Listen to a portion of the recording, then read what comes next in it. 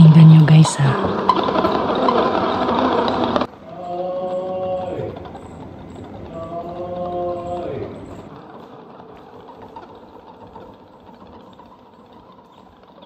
Hi guys.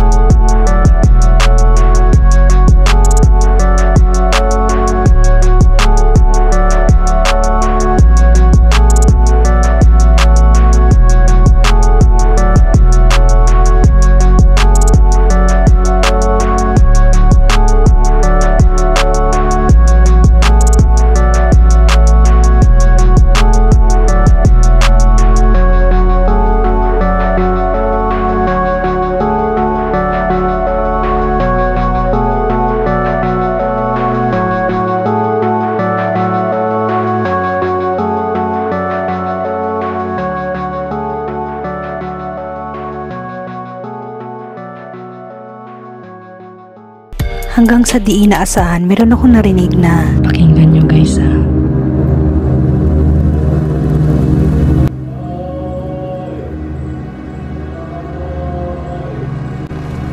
Dahil sa oras na rin naman ang robing ko, nag-decide ako na puntahan para alam kung saan nanggagaling ang tunog na yun.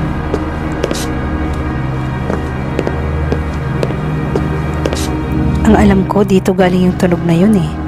Pero parang tulog na tulog naman ang pasyenteng to.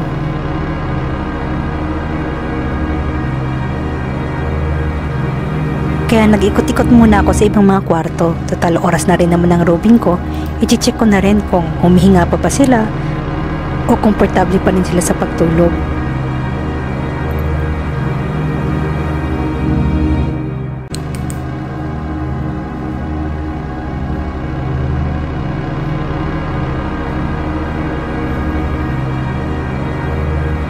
Dahil sa di pa naman inaantok ng pasyenteng to, nanood muna ng TV.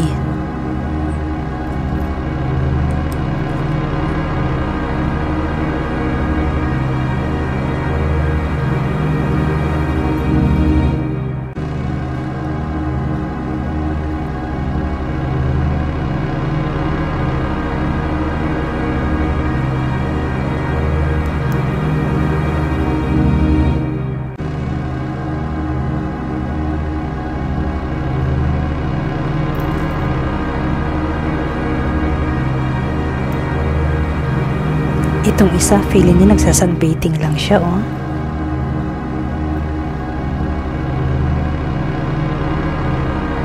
Ina, di mo pa kaya May mga time talaga na kahit tulog sila yung nagkumakanta pa.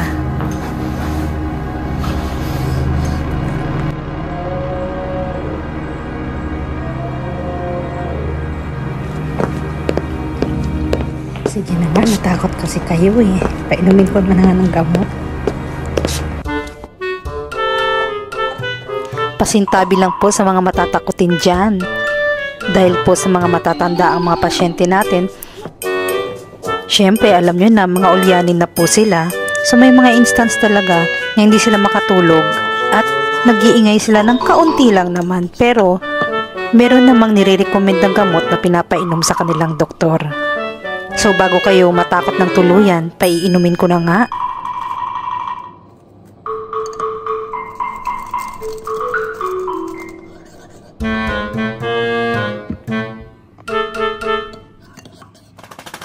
Dahil sa hirap na silang lumunok, ang gamot po ay nahalo na lang doon sa jelly. Siya nga po pala yung uy ng uy kanina. Actually, sa una talaga, natakot din ako eh. Pero dahil sa ako ang bantay ngayong gabi, kailangan ko silang tingnan na talagaan ng maayos. Uy ka nang uy kasi. Natakot na sila. Manabisa? Ako sa rin mo? Ay. So ayun guys, natapos naman yung gabi ng mapayapa at hindi naman ako minulto. Kahit nasabihin kong may 2 pasyenteng namatay doon sa area na binabantayan ko. So that's it guys, kakayanin nyo kaya kung kayo ang bantay sa gabi. Huwag kalimutan mag-subscribe, like, at click the bell button para updated kayo. Ha ha ha ha ha.